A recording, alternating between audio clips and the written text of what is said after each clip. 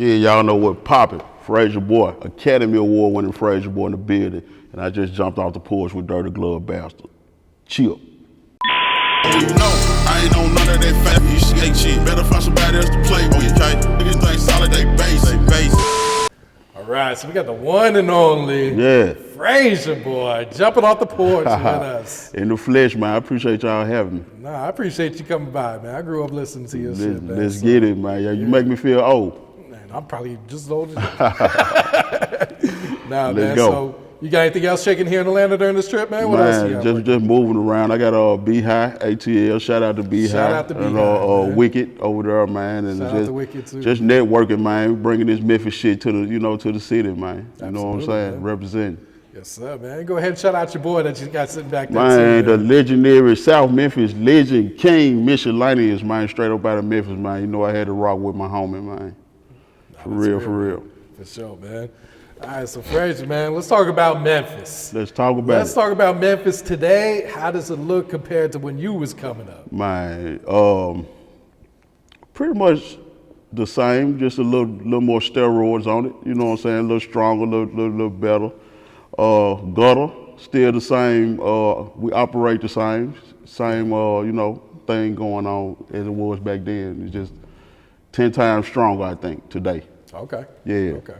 And one thing I always liked was you put on for Frayser, you put on for the Bay. Bay Area, man. That's Memphis 10, man. I had to, man. You know what I'm saying? I had to represent where I'm from.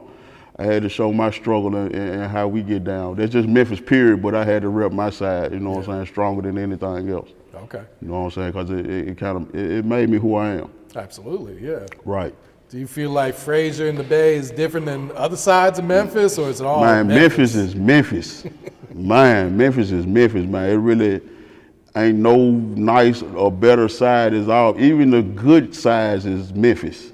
if you understand where I'm coming from, even the good side is Memphis. Real shit, man. So with that being said, it's all pretty much the same if you in them city lines. Okay. Yeah, just kind of speak on the culture of Memphis, man. Man, good barbecue. Yes, sir. Great music, great soulful music, good people here and there. You know what I'm saying? It's just like everywhere else, you know what I'm saying? It's just, we got our own flavor. We operate different, you know what I'm saying? And we got a different mind frame from a lot of other places. And we just do what we do and we stand on what we do. Yeah. Yeah. What type of impact or influence would you say Memphis has had on the rap game, man? Woo, talking about today? Absolutely. Man, we heavy. Like, we've been doing our thing since maybe the 90s, you know what I'm saying? Even when I wasn't doing it and I was a fan of it, we was doing our thing then. I think now today, we really getting our flowers for, what we've been bringing to the music business for a long time now. And I'm loving it. Even the new cats, the new females, Glorilla, and everybody else, Moneybag, and it's a good look. Yeah. It's a good look. Yeah, when you look at it, it's like everyone in the rap game wants that Memphis sound, no matter where they from. Man, we operate different down there, man. It's addictive. It's an addictive sound that how we do our music is just addictive. We repetitive. We straight to the point. Mm-hmm. You know what I'm saying? And it ain't all glory. You know what I'm saying? We speak from the heart, and you're gonna feel where we're coming from. Absolutely, yeah. Yeah, even R&B, you're gonna feel where we're coming from. It ain't just hip hop. Yeah. You know what I'm saying? I see Gucci Man just signed 3 artists in Memphis in the last week. Shout out Gucci Man for He's tapped in, man. Just keeping this Memphis shit alive, even here in Atlanta, man. You know what I'm saying? We got so much respect for Atlanta and what they do, man. We just trying to fall in line, man, and show what we can do. Yeah. So I'm guessing that he noticing it, so because that's what he doing, tapping in. So I'm pretty sure Memphis appreciate that, and Atlanta appreciate that if they want something different. Absolutely, yeah. Right. I figure he had so much success with Pooh and Big Scar. It's like, all right, who else is out there? Yeah. I mean, all big Memphis, they up and coming big Memphis legends, and I saw a couple interviews with Gucci was like, his favorite artist is Project Pat. Yep. That's who I learned from. I learned everything I know about, pretty much of how to approach a song with my big brother Project Pat. So shout out Project Pat, big Memphis. Okay. Yeah. So, Frayser, what had inspired you to start rapping at first? Because I'm understanding you wasn't rapping like as a kid. I wasn't, right? man. I got a unique story from anybody else. You know what I'm saying? When I started rapping, that was my first album came out through Hypnotize Minds, Gone on That Bay. That was the first time I started rapping because I was around them at first.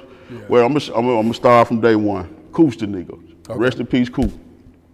In the projects, Green, Brian Frayser. I used to be real good friends with his cousin Pam. So Coop used to be at the house all the time, and I started taking Coop back and forth to the studio with Paul and Juicy. So that's how we bridged the gap, and I got cool with them. So as I got cool with them, they used to do these crowd chant hooks. You know what I'm saying? And like, get bugged, just a crowd chant. So I used to join the crowd chants, and I guess they heard the tone in my voice or whatever. They knew I had something in me that I didn't even know I had, and they made an artist out of it. And shit, man, I've been doing this shit ever since. That's it. Yeah, so it's like crazy how I started. And the first album I rapped on was Lil Chat Murder She Spoke, okay, yeah. Wolfpack. So that was the first time my voice was heard. And then from then on, man, I've been pushing the button. I ain't looked back, man. You know what I'm saying? So, I appreciate everything that was laid out for me. They taught me the game, and like I say, I learned most of just how to create a song and put it in song mode through Project Pat. So, he one of the Memphis GOATs. So, Yeah, he's a GOAT in rap, period. Just being around Paul and Juicy, man, just looking at how they create and they genius, man. You can't do nothing but pick up on it. Yeah. Yeah. So were you like big fans of 3-6 at the time? Of course, man, of course.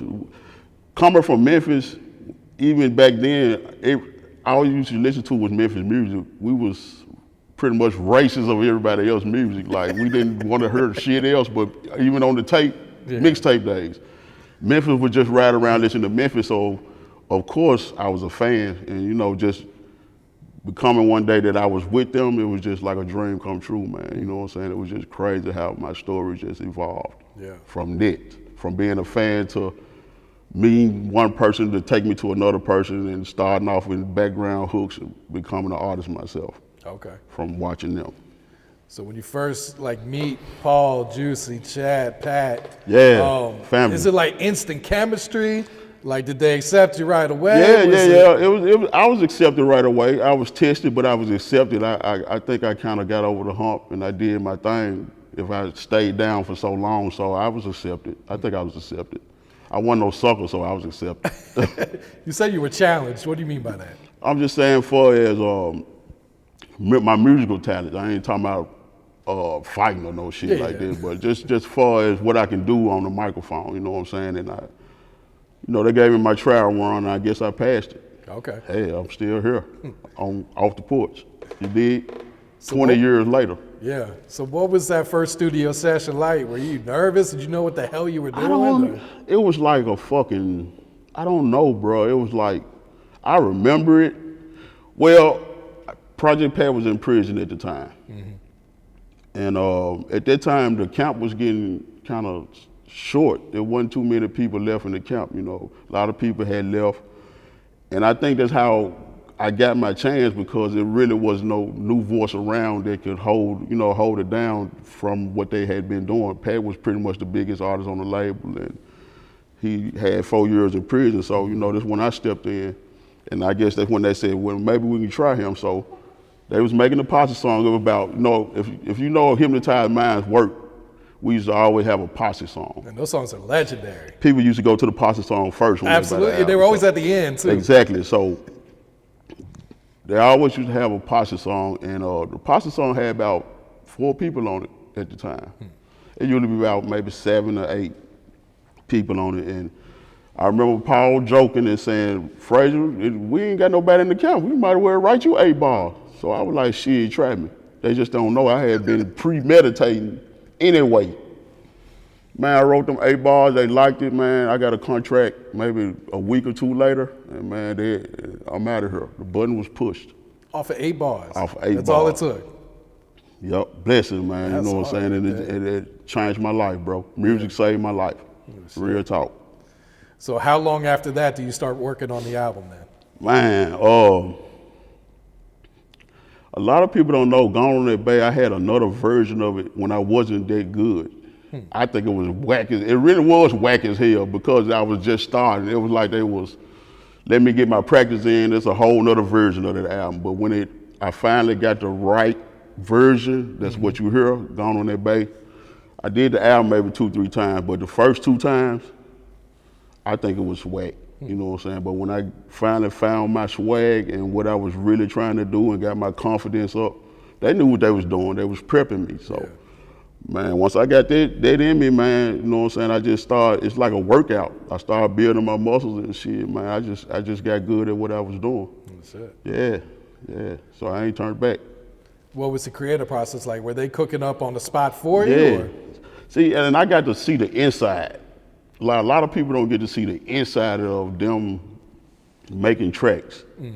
If you sitting there watching Paul and Juicy J make tracks right in front of you, right there, you can't do nothing but get this shit in your blood. It's in your DNA. You watching this shit. Them niggas geniuses. Oh yeah. They some geniuses. Like, you know what I'm saying? Just how they operate and how they approach the sounds, and they take a scary movie and put the sample in there, and next thing you know, they hit, man, that shit was amazing. You know what I'm saying? And you watching it, you can't do nothing but nod your head. If you can nod your head on beat, you might can stay on beat with your words. So, man, that shit just got up. It was in me. It was in me. I was stuck. You know what I'm saying? I guess the reason they call it Hypnotize Minds because it did kind of hypnotize you when you hear that track. It was like a trance. Yeah. So, you know, I understood what it was about and shit, man. We gone. Did you ever have like a surreal moment where you're like looking like, how the fuck did I end up here? Man, I think I had this surreal moment when I was, it was dead at first, but when I got to the Academy Award. Okay. That's when I was like, what the fuck just happened? I think all of us was like that. You know what I'm saying? A lot of people don't know I wrote the lyrics, the song title and the lyrics to It's Hard Out Here for a Pimp. I won an Academy Award for that. So I think when I got to that point, I didn't know what was going on. It really scared the shit out of them. It scared everybody because we was good with the nomination. That was enough for us. You know what I'm saying? Just a nomination. But when we won. Also, you got to perform. Yeah, we performed. I think you guys were the first rappers to actually be able to perform. Yeah. We were the first African American. I think Eminem was the first. The first African American group that was able to perform, and we actually won. So, man, at that moment right there, I didn't know what was in store. I didn't know what was in store. So, you know, that was my surreal moment, I think. Okay. For, you know, when I was with them. Yeah. So when you, were you approached like, hey, we're writing a song for a soundtrack, or how did that all come about? Yeah, and like I say, once again, Project Pat was in prison, so I kind of think that's how it fell in my lap, because I really think he would have been the first choice to write a song about a pimp. Well, come on now, this Project Pat, Mr. Gorilla Pimp. So, you know what I'm saying? So that's probably how I got that chance. That's why I'm a big believer in everything happened for a reason. You know what I'm saying? That was my reason. You know, he was kind of stepped back and let me do my thing. So, you know, I appreciate him for that. He embraced it. You know what I'm saying? He embraced it, and that kind of gave me the confidence to really do it when he embraced it. And, you know what I'm saying? He fucked with me on it. But he was in prison at the time. John Singleton, rest in peace, John Singleton. And Craig Brewer out of Memphis, the director out of Memphis, they was at the studio. They were working on Hustle and Flow. It wasn't out yet, so they needed somebody to write a song about exactly to what the movie was about. So John Singleton was telling me about what the movie was about. You know what I'm saying? It's a pimp, struggling pimp and an inspiring rapper. He has a pregnant black girl, hoe, and he had a white hoe, and da. So I took that and just said, the name of the song need to be It's Hard Out Here for a Pimp. And John Singleton was like, what you say? I said, the name of the song need to be It's Hard Out Here for a Pimp. He was like, that's it. So once he told me that, man, I just pushed the button and started. I wrote the song, maybe 2 verses, maybe 30 minutes. Oh, wow. And man, that motherfucker got nominated for an Academy Award. That's like, we didn't even know what the fuck an Oscar was. We were still calling it a Grammy. So you know the significance of what that is, or when you don't even know what the fuck what league you in, and that's the biggest league you could be in. So, yeah, that was my surreal moment, and that's how it happened, man. Like I got the story of this. You ain't gonna hear no shit like this. Nah, for real. Coming from where I'm from, you know what I'm saying? Memphis it's a good city to be from, but shit like that is unheard of. Only other person got an Oscar in Memphis is Isaac Haze. So that's good company. I was gonna say that's legendary. That's right good there. company. So bless, man, bless. What was your reaction the first time you watched the movie and heard the song? Man, I'm sure you heard the song before. Man, but when I watched it, bro, it fucked me up how they synced it and the way they touched the moment. I guess that's what made him win an Oscar, because of the moment of where he was in his life in the movie and the way the song, he was like, it's hard out here for a pimp. A lot of people think the song is about it's about a pimp in them words, but everybody is a pimp in what they do. It's hard out here for a pimp. You can be a janitor, you can be a race car driver. If you lose, it's still hard out here for a pimp. So that's what it signified. You know what I'm saying? You got to think outside the box sometimes. A lot of folks was down in it because a pimp song won an Oscar. No, just listen to it. You'll understand. Like, motherfuckers crazy, man. Yeah, push this shit out. Yeah, even the way they presented it in there, it's like that's been going viral on TikTok. They didn't understand, but they got it later. Yeah. You know what I'm saying? Even the Oscars understood it because it won, but a lot of people didn't understand where I was coming from. Yeah. You know what I'm saying? So yeah, it is what it is. So let's go to the performance at the Oscars, man. Crazy. You look at the crowd, it's not your rap crowd. Woo. You know what I'm saying? Man. You got the biggest movie stars in the wait till world. you hear this shit. Okay, we performed, right? All right. I'm nervous as hell because I got to do 16 bars. Paul and Juicy split the first verse, and I did the second verse. I didn't slip on my verse, but I had some shades on. Man, I was nervous as a motherfucking cat in a room full of rocking chairs, you know what I'm saying? And I remember looking on the front row and seeing Jamie Foxx rap the song word for word. Man, that got me so crunk in the inside, like you couldn't tell on the outside, but in the inside, my body was going, what the fuck is going on? And then you looking out there, you see everybody that's on TV, movie stars, looking at you. So the shit don't even feel real. And shit, man, it was just a crazy moment. Let me tell you this. After we won, Queen Latifah announced the winners. All right, we got the Oscars. So we walking off stage afterwards. I see Will Smith. So I'm a big fan of Will Smith. I'm going straight to him like, man, I love your work. I grew up on you. I watch, you know what I'm saying? I love your movies, man. You da-da-da-da-da. The man didn't shake my hand. He didn't shake my hand at all. He was standing like this. He wasn't smiling, none of this shit. The man said, congratulations to the men that won an Oscar before me, and walked the fuck off. I swear to God, bro. I was like, what the fuck?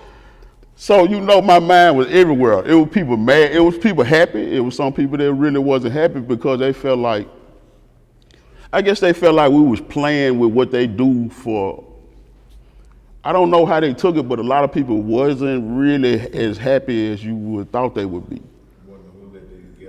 Exactly. So that's kind of like how I felt like, you know what I'm saying? They was bigging us up, but there was some people that really was giving us the, like you don't belong here. Yeah. But man, blame God.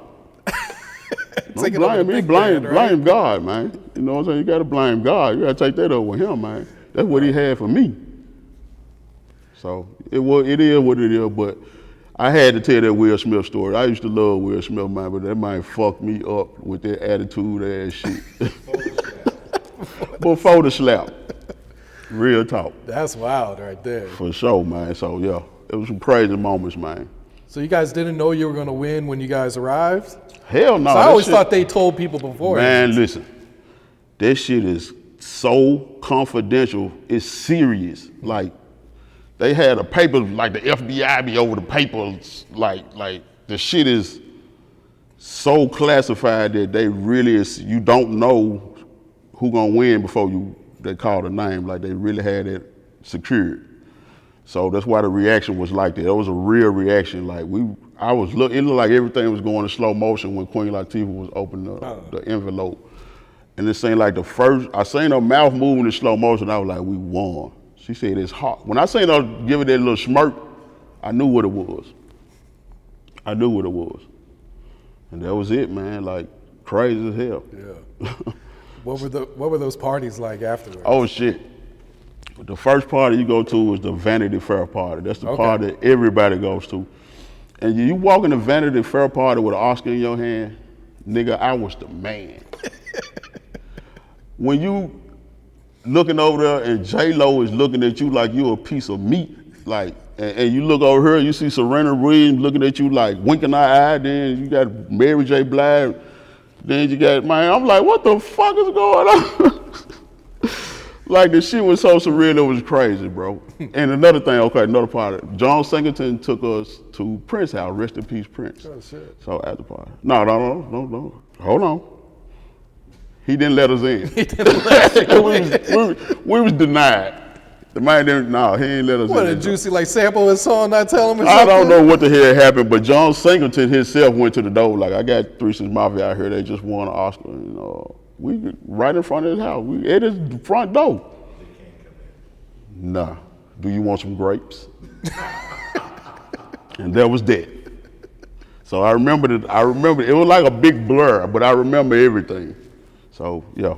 That's wild, man. Yeah. So it is what it is, man. Yeah. Shit, yeah. All right. We can't skip over this album, man. It's going on that day, man. Oh yeah, we gotta go. So to me, this is a classic album. Yeah. So when you get done recording it, do you realize what you're sitting on? No. Honestly, I didn't know. I didn't know what I was doing. I just put my heart in it and rapped about what I know, what other people I've seen, experiences, and what they've been through, and put it in my work. And like I say, I'm gonna say this once again: when you writing to Paul and Juicy beats, it makes it a little bit easier than anything else. You know what I'm saying? So that shit was just all hard. That's why I sound so hungry on that motherfucker. It was just all hard. I was afraid because I didn't know if people was gonna accept me. I didn't know because it's my first time. I didn't have a mixtape or nothing before this album. That was my first recorded project, and it became a classic, man. So, I guess it was meant to be. Yeah. And Project Pat's the one that gave you the idea for the title, right? Yeah, he gave me the title. He was in prison. I had a hard name, I had a hard time coming up with a name for the album. I didn't know what to name the album. Paul didn't know what to name Juicy was like. And Pat was like, I was talking to him. I was like, I need a name for the album. He was like, go on that Bay. If you're from Memphis, Bay is cocaine. So Frayser, Bay Area, that's a high trafficking cocaine area, so that's why we call it the Bay Area. And it's close to the waters, so both of those kind of intertwined them for Bay Area. And he said, gone on that Bay, and it stuck with me, and there you go. Yeah. Shout out to Pat, man. Shout out to Project Pat, man. Yeah. Big Memphis. You had UGK featured on that. Yeah, I had UGK shit, and of course 3-6, man. It was just you can listen to the album today and it's still gonna be relevant. You Absolutely, know what I'm saying? Yeah. Did you get in the studio with Bun and Pimp or how? Yeah, I talked to every time Bun come to Memphis, he called me. I take him to get something to eat. That's like and Pimp, rest in peace, Pimp. Bun is like a great friend of mine, man. Like so humble. Anything I need, man, Bun got me, man. Like that's a real nigga there, like to the core, man. I ain't got nothing. It's nothing you can say bad about dude. He's so genuine, man. You know what I'm saying? He's just genuine, and you feel everything that's come from his mouth. Like he's just a genuine dude. Yeah. I had to get him. This was like. I had to get him. This is like everyone's favorite song. I don't know. Everyone's got different favorites, but this one. And then when I actually recorded the song, it wasn't on that beat. Really? Yeah, that's all Juicy right there. So when I came back another day, he said, I changed the beat on. I was like, oh, okay, let me hear it. And that's what the fuck came out. Is that Juicy humming in the background? Yeah. That's Juicy J humming. Like I say, they geniuses when it comes to what sound need to be there. You'll be like, damn. Yeah. When you see them take a sound out of a movie and just make it into what it is, that shit was amazing, man. That shit was amazing. So this album drops, you know, before social media. Yeah. So how were you guys promoting this at the time? Were you We guys really going city to source city? ads. Okay. Source ads, XXL ads. That's went back when, people had to. That's it. So sourcing XXL ads and a lot of footwork, a lot of mouth work, and a lot of, you know what I'm saying, grinding. It was a little different. Sometimes I wonder how it would have been if we had social media then. Would it have been bigger? But I just think the timing was the timing. So that's what happened. It was at the perfect time. So how long after it drops do you realize people really fucking with this shit? Probably when I came here, Atlanta. The first big people that were stars to me that I loved in the music game was Young Bloods and Killer Mike. Okay, yeah. So when I ran into them, they didn't know who I was. Paul was like, this is my homie Frayser Boy. And they were like, Frayser Boy gone on that bay? And when they fuck with me like that on my shit, I think from then on, I was like, oh, okay, I'm good out here. When it comes to this music shit, I'm good. I think I'm good out here.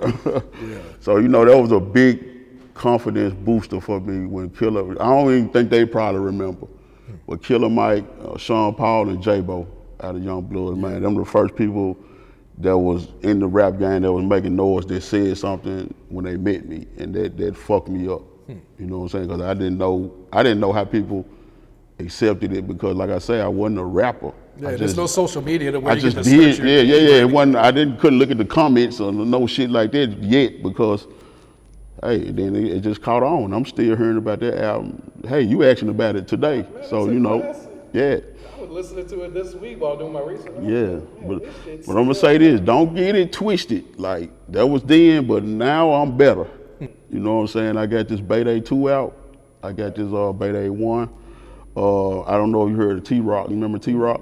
We got an album out called Bay to the A through 6 Enterprises, Maceo, my homie. You know what I'm saying? And we got a lot of new stuff coming. Bayday 3, you know what I'm saying? We just working. So that's who I've been working with lately. My homie Maceo with 6 Enterprise. Okay. So we got a lot of stuff coming, man. So y'all get ready. And Bayday 2 and Bayday 1 is already out on all platforms. I have a new short film out inspired by Gone on That Bay. Remember the song Bloody Murder? Okay, I just did a short film, movie for that. On YouTube. Yeah. So, you know, check that out. It's out right now on YouTube. So, yeah, good shit. Yeah. Choices 2, the soundtrack. Choices 2. We stayed in LA for 2 months filming it. That was some fun. That movie was very fun to make on set. Was that like your first acting or? No, actually Choices 1. Okay. It was a short part I had in there, but Choices 2 probably my first speaking role, I'd say that. Yeah, so I really had to learn some lines and read the script on that one. The first choice, I just got hit in the face with a pool ball, and that was my part. So it kind of expanded your role. But you got to start somewhere, you hear me? For real. And the soundtrack, you was on like 9 songs. Yeah. So me and Lil White was kind of real heavy then, so, you know, we kind of, they put a lot of work into us, so, you know, we was all over everything.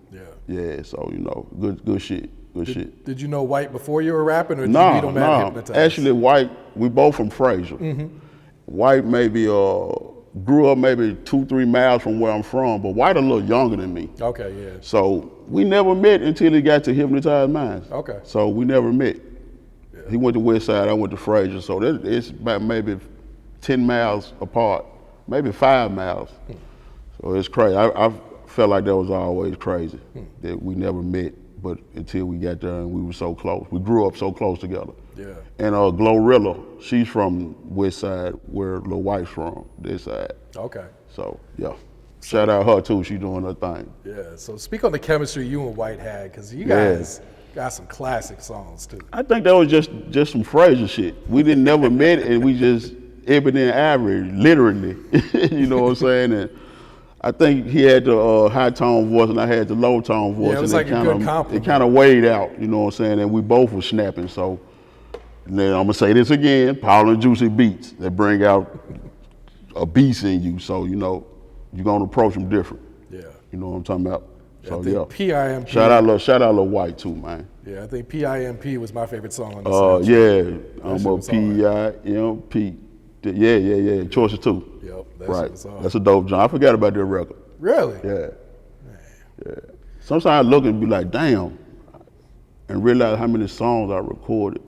Like, shit, I forgot about this. Damn, I forgot about this. You ever go on YouTube and be like, damn.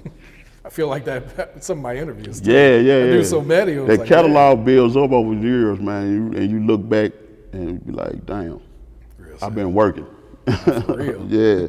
So going into your second album, Me Being Me, did you feel like pressure, like you got to live up to the first one? No, I started getting a little more comfortable with my music ability. I think Me Being Me.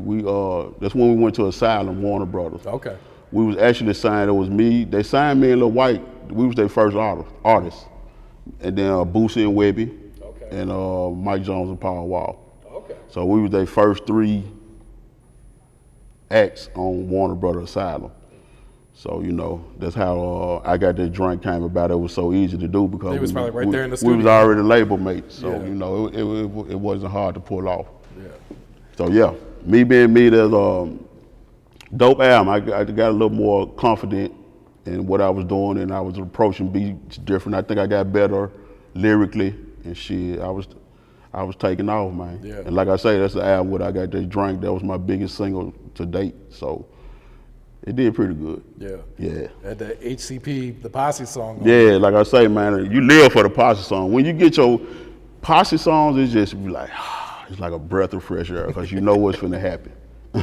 So, like, are all you guys in the studio together for these Posse songs? How Yeah. does this normally work? He'll call us, be like, come do the Posse song. Everybody 8 ball, we go in here, just tell us, all right, you go out to so-and-so.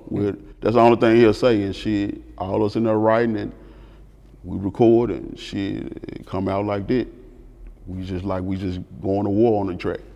Did you feel like you really had to bring it on the Posse songs? Yeah. You didn't want to be whack. The whack is on there, so I think everybody pretty much held they side up because we was all talented artists separately.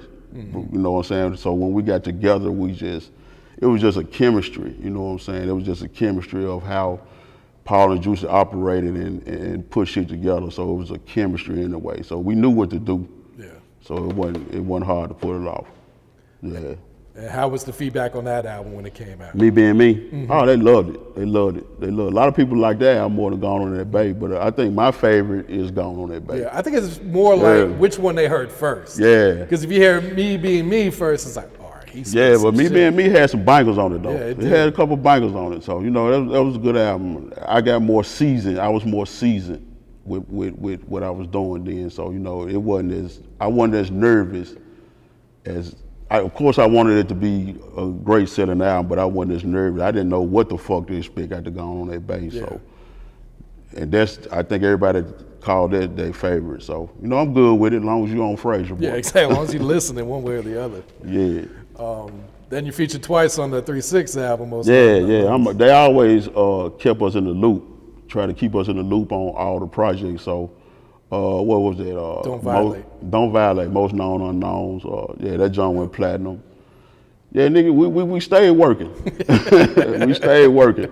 And that was a great album to be a part of because I think that was their first, was it their first platinum? That's the album with Stay Fly. Yeah. Stay Fly on that one? Yeah. If it was, then that was the Stay Fly album and all. Yeah, the album did pretty damn good. So, it was a great album for my voice to be heard on. Yeah. I wouldn't take none of it back, you know what I'm saying? It made me who I am. Yeah. Real talk. Then you start working on The Key. The Key. Yeah. Now, my honest opinion, that was when my timing with them was coming to a kind of a closure. So the album was rushed. So that's not my favorite album. I think I could have did better. A lot of people don't know I recorded the album in 3 days. Wrote and recorded the album in 3 days. So I was rushed, so it really wasn't my best work. So it is what it is. So like I say, Gone on That Bay, Me Being Me, I took my time and painted a picture. That was rushed. To people that don't know that was rushed. It wasn't my real work. So why is that the last album you do for Hypnotize? That was after the Oscars. It was just like, I guess we all was outgrowing our situations, and I guess they felt after the Oscars that it was time for me to, I guess, flourish and do what I had to do, or however they was feeling, and I guess that was the time we just outgrew the situations and shit. It was time to do my thing for me. Yeah. So that's how it happened. So it was no hard feelings or any bad blood? I ain't gonna say it wasn't no hard feelings. There was some saltiness here and there with me because a lot of the way things was handled in some situations, but like I say, everything happened for a reason. It was for me to flourish on my own. So that's how I took it. Yeah. You know what I'm saying? So that's how I moved forward. I just had to realize that, and you know what I'm saying, and realize that I did a lot of work with them that got me to where I was, and shit, there you go. Yeah. Do you have any type of relationship with Paul and Juicy right now? I really don't. You know what I'm saying? It ain't really no hard feelings, but it's just like, nah, I don't really have a reason to talk to them unless we hook up later on the show. But you know, they done several shows that I wasn't a part of, so it's really no reason to. It is what it is. Like I say, we all adults. Yeah. So. Yeah, I was surprised he wasn't at the Versus. Yeah, I was too. But it is what it is, man. You know what I'm saying? Like, I feel like if my craft ain't heard with the people that I done it with, then ain't no need of reaching out because it's self-explanatory. Yeah.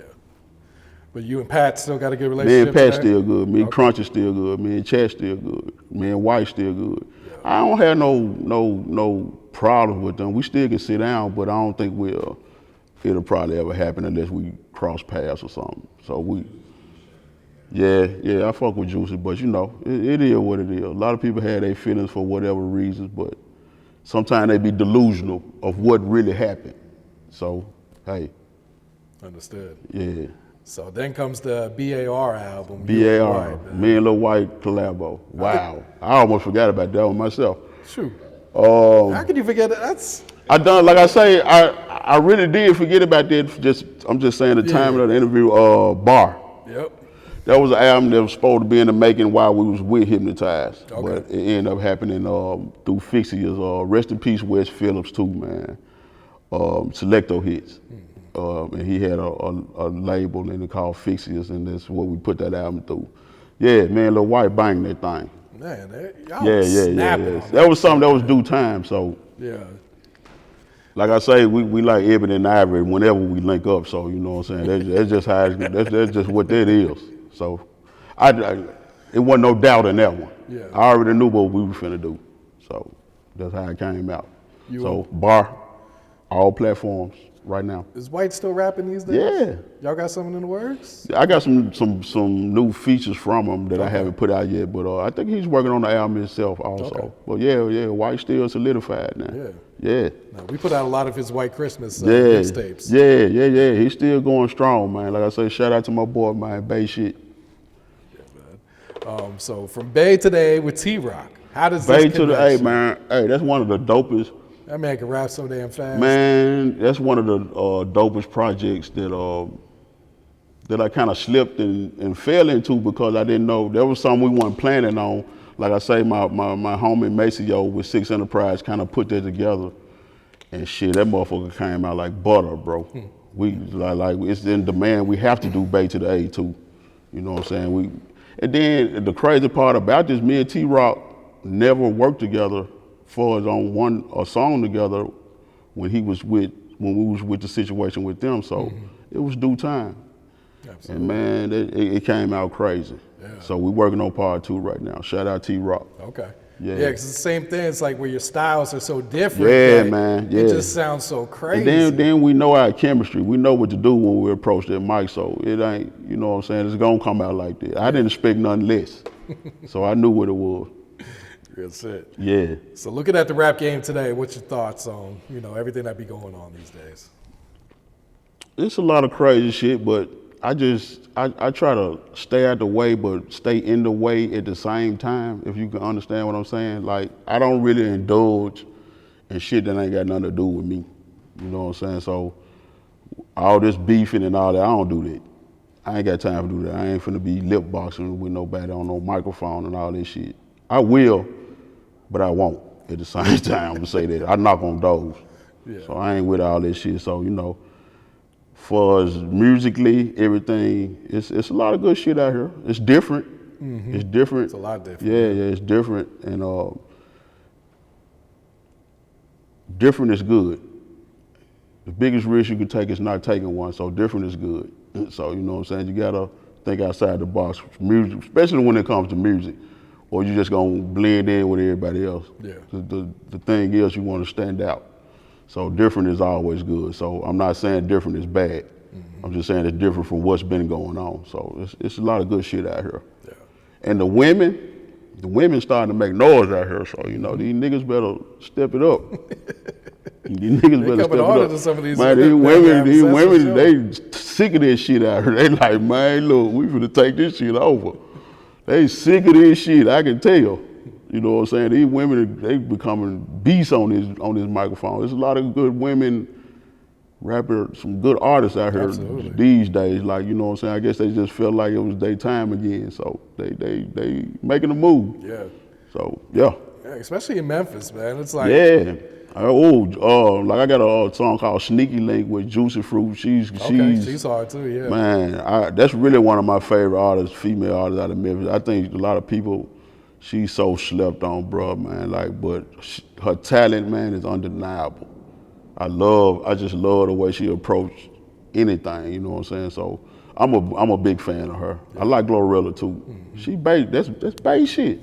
I gotta like Glorilla. Yeah, that's someone Frayser. Shared that tweet that said Glorilla sound like Frayser. Yeah, that's Frayser girl. Oh, Frayser I call her Frayser girl.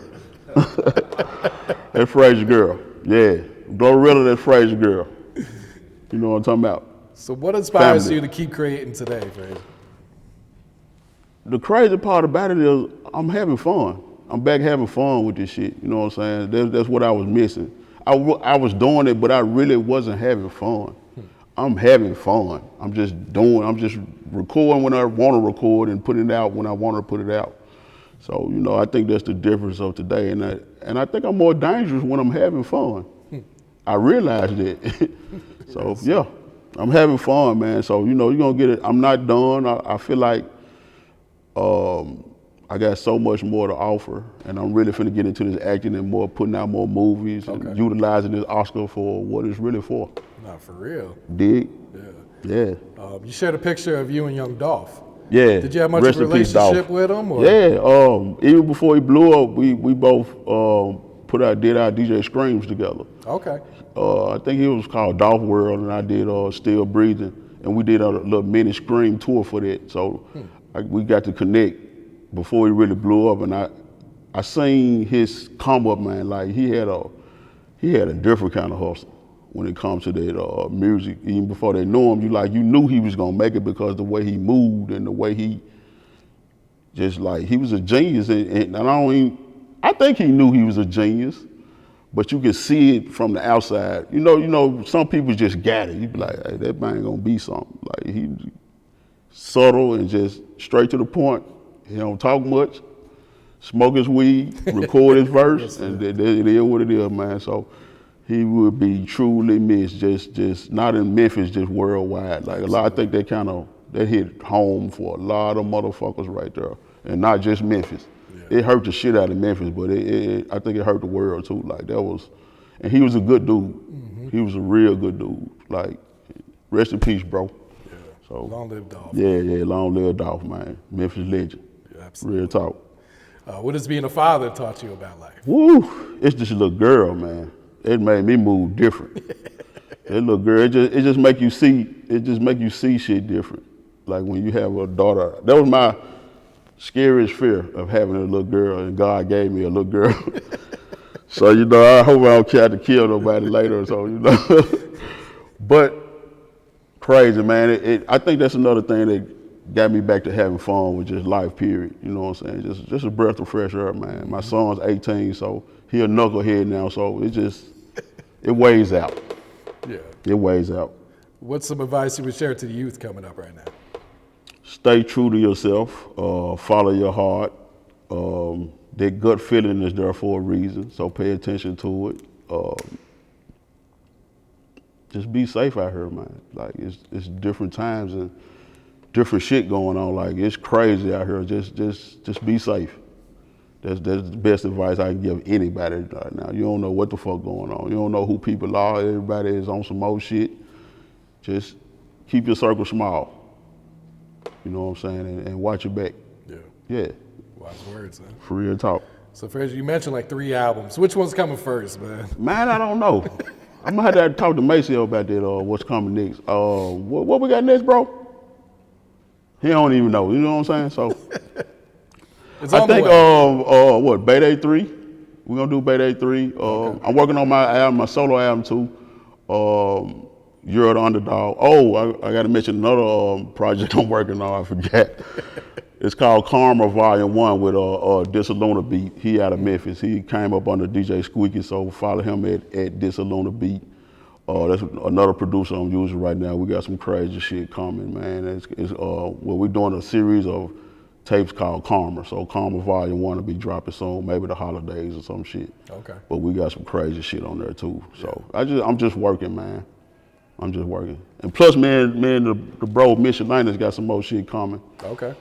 The Pinky and the Thumb. So he from South Memphis, I'm from the Bay. So the Pinky and the Thumb, that's how we doing it, man. So we got that coming. And just, man, I'm just trying to stay afloat and let them know I'm still out here, man. It ain't over with. It's just beginning. And I'm having fun, so watch your ass. It's a beautiful feeling when you get that passion. Man, I'm telling you. Yeah. Real talk. Frayser, guys, shout outs you like to give before you wrap it up here, man? Man, shout out to everybody that fucks with me. I fucks with you. Shout out to Memphis, shout out to ATL, and shout out to everybody that stayed down with your boy so long. In the future, I won't let you down. Still the same, better, seasoned, and I'm out here. Let's get it. I ain't on none of that fake shit. Better find somebody else to play with, okay? Niggas ain't solid, they basic. I'ma send his ass on vacation.